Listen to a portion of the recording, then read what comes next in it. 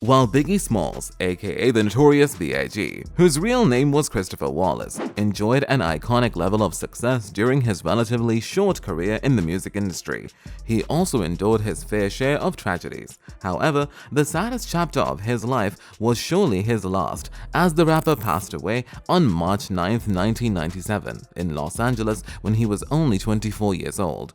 The demise of the star was a devastating loss for his fans, his peers, and his best friend, Diddy. But despite their closeness, Diddy's name had been dragged multiple times in the issue of Biggie's assassination. So, once and for all, what was Diddy and Biggie's relationship like? That's what we're delving into in today's video. But of course, before I spill anything, make sure first that you subscribe to our channel and hit that notification bell for more updates and videos like this.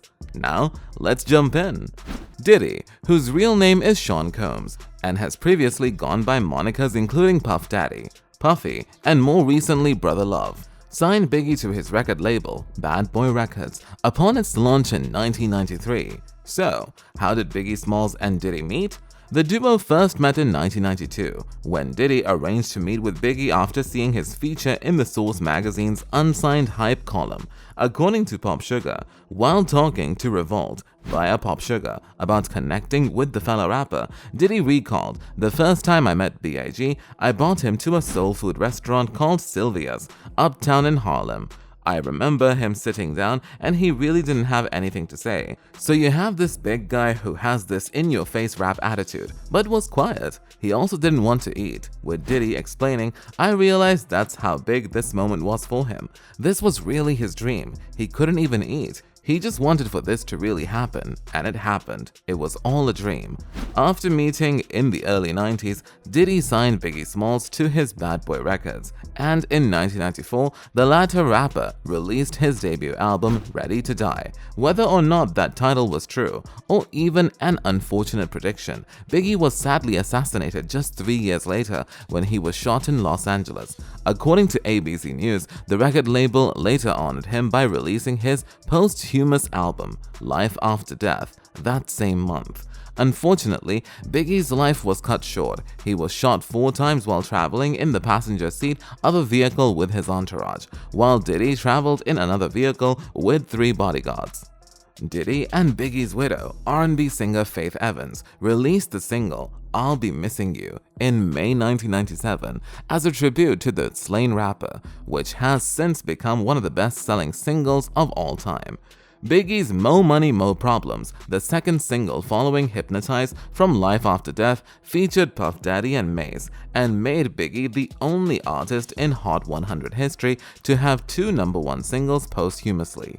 In the years following the notorious B.I.G's tragic passing, Diddy has often paid tribute to the rapper on social media, sharing countless throwback images of the pair together.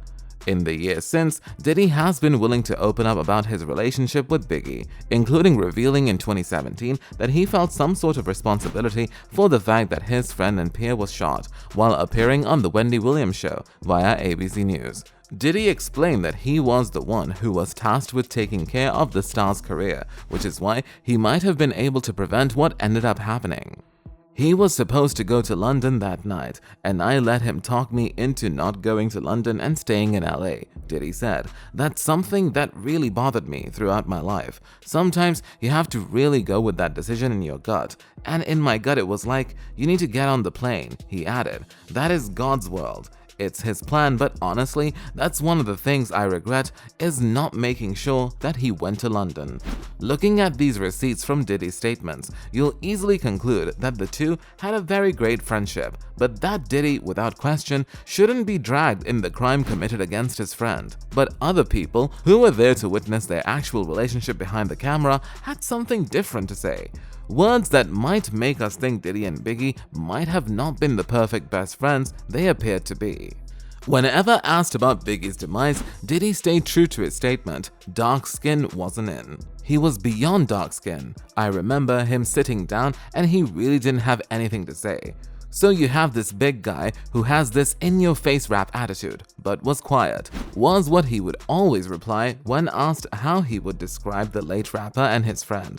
Fans are still hopeful in supporting Miss Wallace, Biggie's mom, that someday she would be able to reopen this case. I hope Miss Wallace builds the strength to reopen the case and get the justice she deserves, says one fan. Biggie's wife, Faith Evans, has made some similar claims. Well, we know he was slain, but we believe that the LAPD knows who's responsible, she stated. Yet Gene Deal, who served as Diddy's security in the 1990s, also has similar discoveries concerning the subject matter.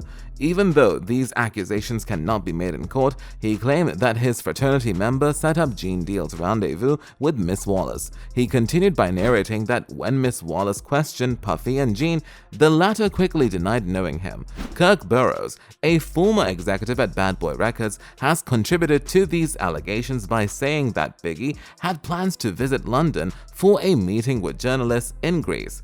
He claimed he intended to stay in LA that awful night. So did Diddy cancel the arrangement for Biggie to go forward with his plan? While speaking to The Art of Dialogue, Gene Deal was pressed about his involvement in one of music's most notorious unsolved assassinations. Deal, who worked as Diddy's security in the 1990s, insisted Biggie wasn't slain in a drive-by, as many were made to believe. How does he claim to know? Because he witnessed the attack with his own eyes. Before we left Andre Harrell's house, Puff told me I didn't have to go, Deal said. Now, I went because I knew that somebody was going to die that night. Somebody was going to get shot. I did everything in my power to stop it from being Puff, and it wasn't Puff. The people that were bodyguarding Big didn't do anything in their power to stop it from being Big. And that hurts me, even though it wasn't my principle. Biggie was gunned down in the early hours of March 9, 1997, after he left a Soul Train Awards after party at around 12:45 a.m. A Chevy Impala reportedly pulled up next to Biggie's SUV and opened fire. The rapper was allegedly struck 4 times and was pronounced lifeless shortly after. Deal said he rushed to Biggie's aid after the shooting and pulled him from the vehicle as watched this kid lose his life. I wouldn't put nobody in my shoes, cause I don't feel like they could handle it, he said. If I didn't have God in my life, if I didn't have people praying for me, I don't know if I could have handled it. Deal said it's difficult for him to watch reenactments of Biggie's demise in movies and TV shows, as the crime is inaccurately portrayed as a drive-by. That is not all though. Gene was quite generous in sharing the specifics of Biggie's final moments and the things he considered questionable. The former members of Bad Boy indicates that Biggie did not want to attend the vibe party, despite the fact that Gene did not re-catch up with Diddy, but Puffy persuaded him to go. Gene was aware of the time that the party would be the ideal location for the planning of any hit on Biggie.